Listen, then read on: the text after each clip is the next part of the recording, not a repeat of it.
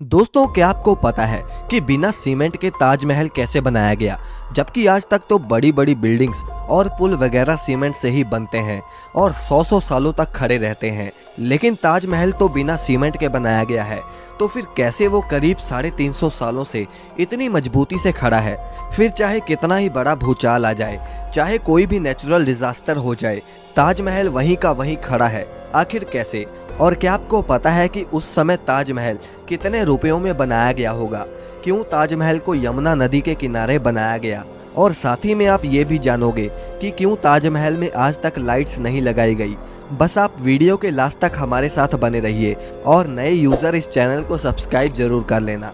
तो चलिए वीडियो को शुरू करते हैं। दोस्तों, हर साल लाखों की संख्या में लोग इस अजूबे को देखने आते हैं। आपको इसकी हिस्ट्री का तो पता ही होगा कि कैसे शाहजहां ने अपनी बेगम मुमताज के लिए इतना बड़ा मोनूमेंट खड़ा कर डाला। उन्होंने अपने प्यार को मुमताज की मौत के बाद एक्सप्रेस किया था। लेकिन दोस्तों, ये बिना सीमेंट के आखिर इतना बड़ा मोनूमेंट खड़ा कैसे हो गया? जबकि सीमेंट का आविष्कार 1824 में एस्परिन नाम के एक इंटेलिजेंट इंसान ने किया था, जो कि इंग्लैंड में रहते थे, और इन्होंने ही दुनिया का सबसे पहला सीमेंट का कंपनी बनाया, जिसका नाम था पोर्टलैंड सीमेंट। और ताजमहल का कंस्ट्रक्शन 1631 में शुरू हुआ और 1648 में जाकर ख़त्म हुआ। लेकिन बिना सीमेंट के ही ये खड़ा हो चुका था, जिसे आज तक एक भी खरोच नहीं आई। दरअसल सीमेंट के इन्वेंशन से पहले आर्किटेक्ट एक खास तरह के पेस्ट का इस्तेमाल करते थे, जिसमें बहुत अजीब अजीब चीज़ें होती थी।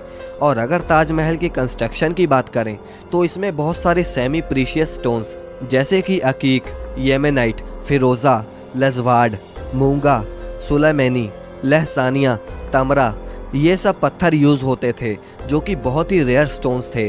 और ये उस समय Russia, Rajasthan, Uzbekistan, Iran, Israel, इन सब तरह के दुनिया भर के अलग अलग देशों से मंगाए गए थे।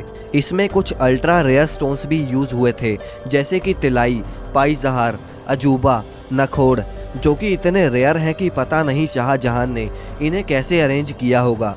लेकिन जो भी उन्होंने किया वो तो एक काबिलियत तारीफ है। और तो और जो सीक्रेट पेस्ट ताजमहल को बनाने में इस्तेमाल होता था, उसमें गुड़, बतासा, बेलगरी का पानी जैसी और भी बहुत सारी चीज़ों को डालकर पेस्ट बनाया जाता था। और ये पेस्ट सीमेंट जितना ही स्ट्रॉन्ग होता था। दोस्तों, जहां बुर्ज खलीफा की नींव बड़े बड़े स्टील के पाइप से रखी गई, वहीं ताजमहल की नींव लकड़ियों से रखी गई थी। अब आप कहीं ये तो नहीं सोच रहे कि भला लकड़ी की नींव 370 साल से कैसे चल रही है? दरअसल इसमें सबसे बड़ा रोल यमुना नदी का है। यमुना सिर्फ ताजमहल को अच्छा व्यू ही नहीं देती, बल्कि अगर यमुना नदी ना रहे तो ताजमहल गिर भी सकता है। इसमें होता यह है कि पहले के इंटेलिजेंट लोगों ने इसमें ऐसी लकड़ी का इस्तेमाल किया जिसमें चाहे जितना भी पानी लगता रहे, वो लकड़ियाँ और भी स्ट्रॉन्ग होती चली जाएंगी, वरना बाकी लकड़ियाँ नमी की वजह से ख़राब हो जाती हैं। और यही वजह है कि ताजमहल के खड़ा रहने में यमुना नदी का बहुत बड़ा हाथ है। और अगर यमुना नदी सूख गई तो ताजमहल भी उसके बिना खड़ा नहीं रह पाएगा। अब दोस्तों, आपने देखा होगा कि ताजमहल के आसपास के चारों मीनार एक दूसरे से परपेंडिकुलर खड़े नहीं हैं। मतलब ये कि वो स्ट्रेट नहीं खड़े हैं, और ऐसा भी जानबूझकर किया गया था। दरअसल ऐसा इसलिए किया गया कि अगर कभी जोर का भूकंप आता भी है तो वो चारों मीनार ताजमहल से दूर गिर जाएं, और इस तरह भूकंप के झटके ताजमहल तक पहुंचने से पहले इन मीनारों में ही ऑब्जर्व हो जाएं, और इस तरह इस पर भूकंप का भी कोई असर नहीं होगा और वो सुरक्षित बच जाएगी। अब दोस्तों, बात करते हैं कि ताजमहल को आखिर उस समय बनाने में कितना खर्चा आया होगा।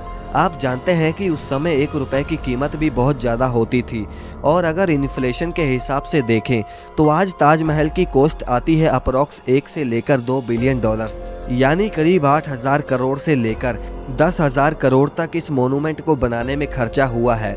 अब दोस्तों, ताजमहल में लाइट क्यों नहीं लगाई गई, क्या आप जानते हैं? दरअसल ताजमहल का सफ़ेद रंग लाइट को सबसे ज़्यादा रिफ्लेक्ट करता है, और इसीलिए अगर रात के समय ताजमहल पर लाइट्स लगा दी गई तो ताजमहल के पत्थर लाइट को रिफ्लेक्ट करेंगे, और साथ ही में ताजमहल भी काफ़ी ज़्यादा चमकेगा, जिससे आसपास के कीड़े मकोड़े उस पर आके चिपकेंगे और ताजमहल के पत्थर को भी नुकसान पहुंचाएंगे। और यही वजह है कि आज तक ताजमहल पर लाइट्स नहीं लगी। दोस्तों, वीडियो अगर पसंद आए तो इसे लाइक करके चैनल को सब्सक्राइब करना ना भूलें।